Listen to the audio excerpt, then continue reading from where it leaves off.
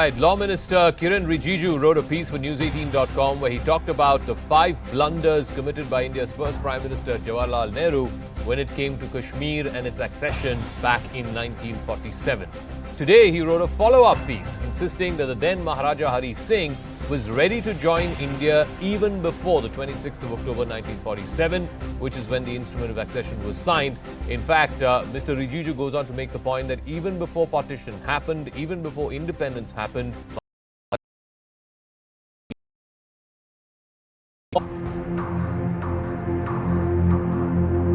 it's the next round of a prolonged Centre versus Nehru war of words on the Kashmir accession. Keeping up a long-standing heat on the Congress party on the first Prime Minister's handling of the crisis and persisting ills that could allegedly have been avoided. Writing for News18.com, the Law Minister termed the Congress party's reaction to his stated Nehru's 5 blunders on Kashmir as disappointing and the presentation of a sanitized history. Rijiju said Kiren Singh failed to address 4 of the 5 Nehruvian blunders pointed out, with only claims of Nehru delaying the accession weakly denied. The Congress party's mission, he said, was only to distort history to protect Nehru. प्रधानमंत्री रहते हुए पंडित जी ने जो किए हैं वो public scrutiny में आना चाहिए, कोई भी हो। मैं सिर्फ इतना कहना चाहता हूं कि जो इतिहास है, इतिहास को कभी बदलना नहीं चाहिए और इतिहास को गलत तरीके से पेश नहीं करना चाहिए। लेकिन नेहरू जी ने ही कहा कि जल्दबाज नहीं होना चाहिए और कश्मीर के बाकी जो मेजॉरिटी मुस्लिम है उनसे पूछना चाहिए और खास तौर पर शेख अब्दुल्ला से बातचीत करके उनका इंटरेस्ट को ध्यान में रखते हुए ही विलय का बात करना चाहिए। Opposition parties, the Congress at the centre and Abdullah's National Conference in Jammu and Kashmir, insist there's nothing to this except Nehru-bashing political agendas. So their incompetence, Nehru cannot be responsible for the incompetence of the present government and the present leadership in Bharatiya Janata Party and in the country.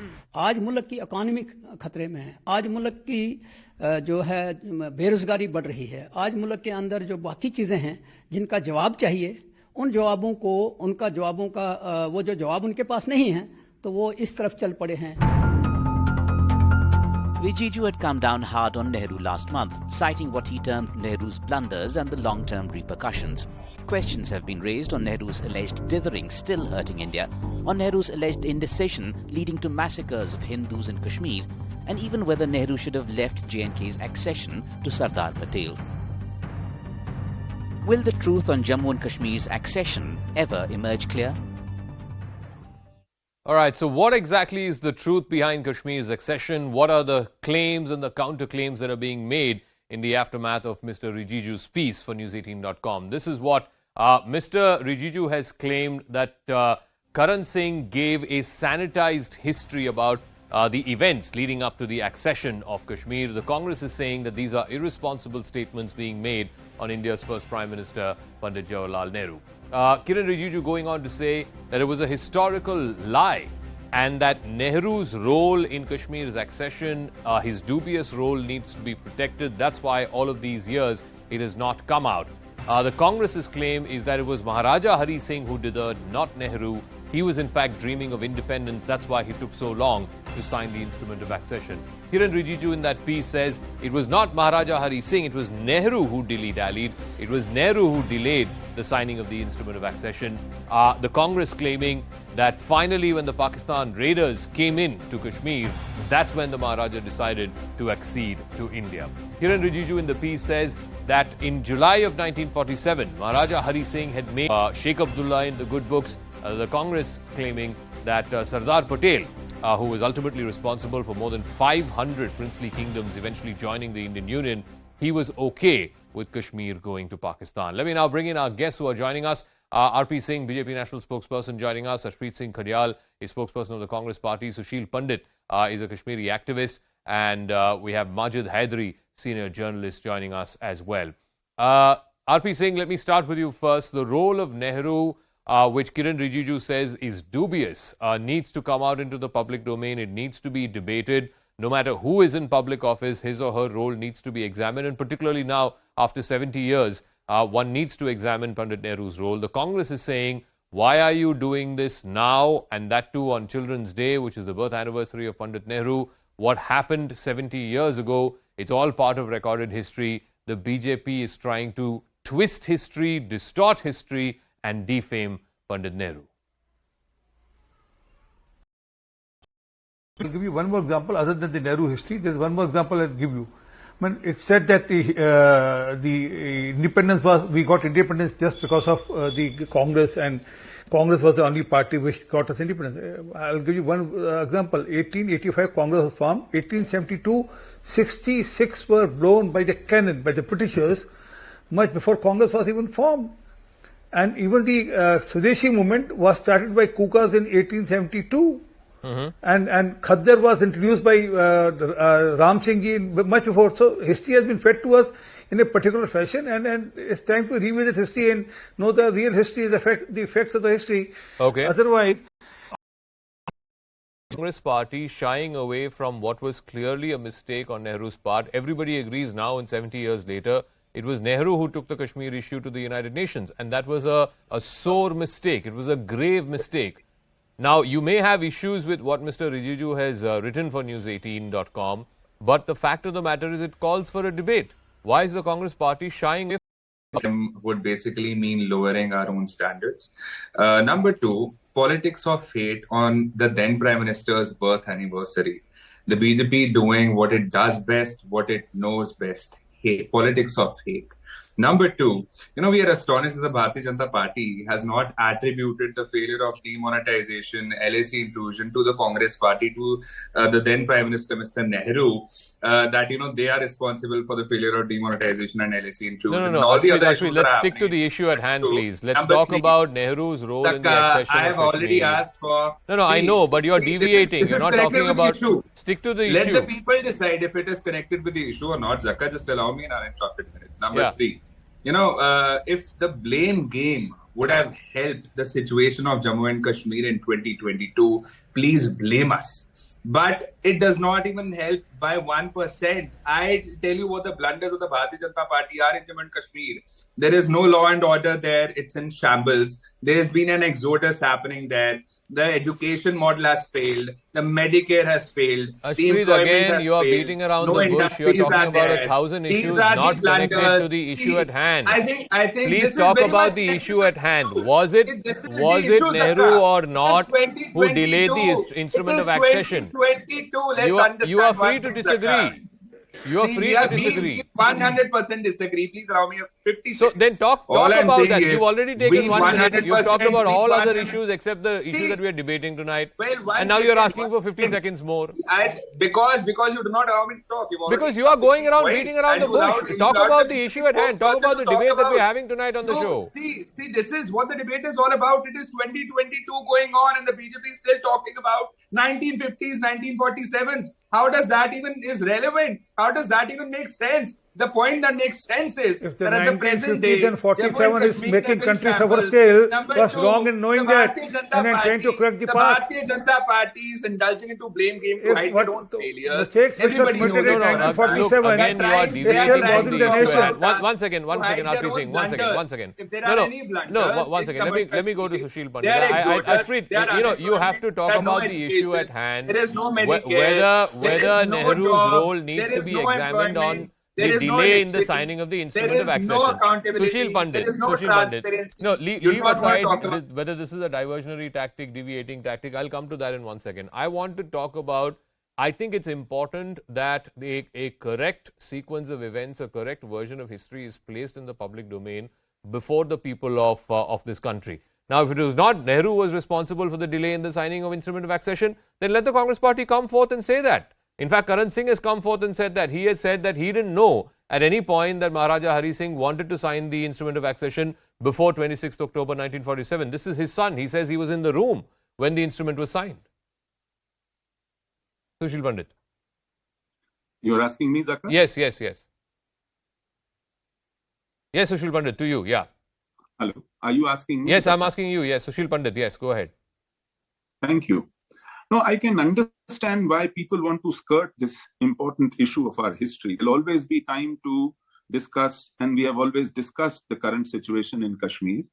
But you cannot brush under the carpet the unsavory facts of history just because you want to beat the present government with the failures in present-day Kashmir. Incidentally, what Kashmir suffers from is not the law and order problem, which my fellow panelists just referred. It is jihad. And it is because how they Kashmir built it in a manner that today we are where we are. It is himself on 24th of July 19 admitted that Maharaja Hari Singh wanted to accede to India. And I told him, what is the rush? See, the public position was, what is the rush? Let us ask the people and let us ask the popular leaders like Sheikh Abdullah. The real issue is he rebuffed the Prime Minister after Prime Minister who came on behalf of Maharaja Hari Singh to negotiate, that they will not talk to anyone unless Sheikh Abdullah was appointed the Prime Minister and sent to negotiate. This is how it is. Okay, so let me ask Majid Hydari, was Nehru's friendship with Sheikh Abdullah blinding him from the reality that had there been this delay in signing of the instrument of accession, not only was this getting to an India-Pakistan war situation, the Pakistani raiders were making their way onto Srinagar, but more importantly, lakhs of people died in those 3 or 4 months. The delay that was caused in signing of Majid Hydari. Firstly, happy Children's Day. And if Nehru ji were asked to find a blunder in what he had done, he would firstly say that the blunder was advocating the right to freedom of expression, that today we have reached a level of freedom of expression in our country, that one of the ministers is abusing the former and the first Prime Minister of our country, and we are panelists also abusing him and asking that he should be booked posthumously. See,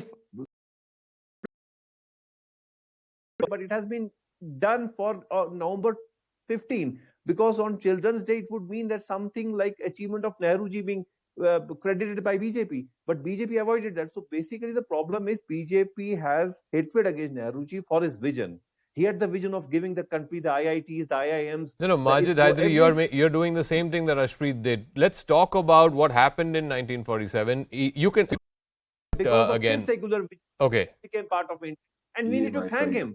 Okay, RP saying the only reason why a Muslim majority state like Jammu and Kashmir became part of the Indian Union was because of Jawaharlal Nehru, and you need to thank him. RP Singh. So was Hyderabad. Did Hyderabad became part of India because of that? Love for Abdullah has given this pain to the India and has costed India the Pakistan occupied Kashmir, Jammu Kashmir, which is with Pakistan today. And also, not only that, I mean, who told Nehru ji to go to UN and then ask for plebiscite against the wish of the cabinet, against the wish of the Sardar Patel? It was only the blind love for Abdullah, Sheikh Abdullah. And that's what India is suffering from. No, but RP Singh Saab, how are you responding to at that time? And what has been corrected by Prime Minister Modi? Can I complete? What has been corrected by Prime Minister Modi? One at a time. Is a way forward. One at a time. Is a way forward from by the. Sir, I never interpret. Way forward on the mistakes which Nehru committed. I mean, application of section C-1735A is a way forward now, and then there's no more stone pelting which is happening in Kashmir today. There are no calendars being brought out. Constitution of India. It continued for 70 years until it was removed in 2019. Again on this, the Congress has and that too against the wishes of Ambedkar ji. Ashpreet Kadyal. Thank you. Now, Zaka, the amount of time that's been allowed to the BJP spokesperson, allow me the same amount of time. And I shall be only clarifying the stand of the Congress party for which I'm here, not to pander.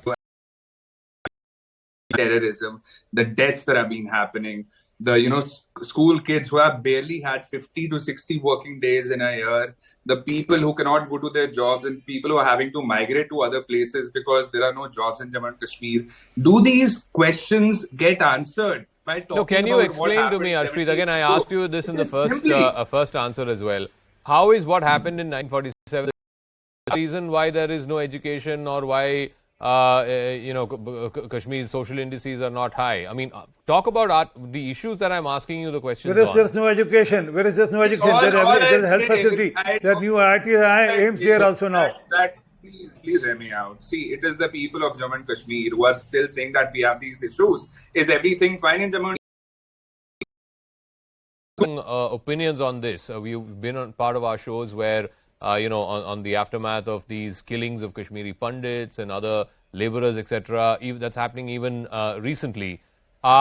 Is this a political sort of slugfest between BJP and Congress, or do questions of history need to be settled in the right perspective so that at least the country knows the role of great leaders, and great leaders also have Supposed to me. On 1st January 1949, Jawaharlal Nehru unilaterally declared ceasefire and gifted 40%, 39% of Jammu Kashmir to Pakistan.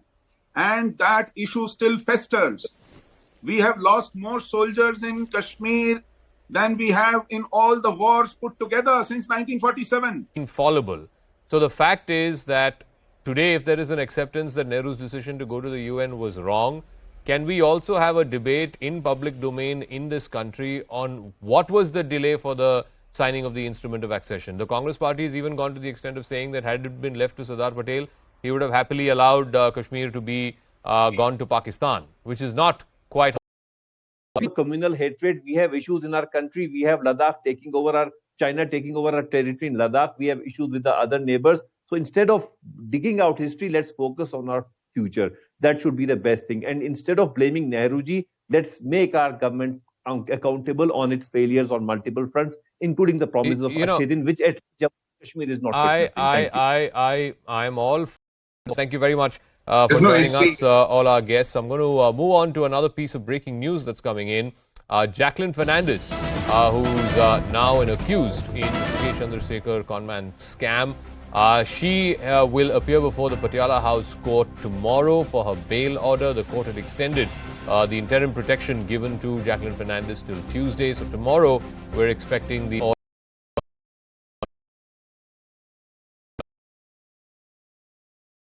amount from a businessman's wife. Now, what the argument of the enforcement directorate was clearly that she knew Sukesh Chandrasekhar for a very long time. She ignored all his criminal antecedents, and then also she actually indulged in all of those criminal activities with him. While the counter argument that Jacqueline and her lawyer basically give is that she was also a victim of Sukesh Chandrasekhar. She was also conned by, and post that, all of the occasions when she had gone to a foreign visit, she had sought permission to travel abroad, and that's the reason why she's not a flight risk. In fact, she has deep roots in the society because she's a public figure, and there is no chance that she could flee the country. This is the case of Jacqueline Fernandez before the court, and we'll get to know tomorrow as to what will happen when the bail orders for Jacqueline.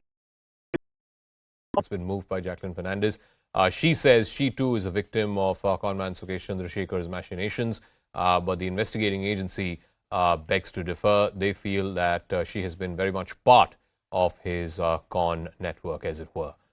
All right, and finally, as we wrap up, Tata Power and News 18 Network's Sustainable is Attainable initiative invites Indians to embrace a green future.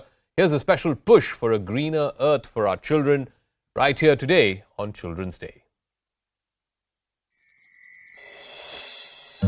Dear moms and dads, we are excited about our future and can't wait to grow up because we know you are building an amazing world for us.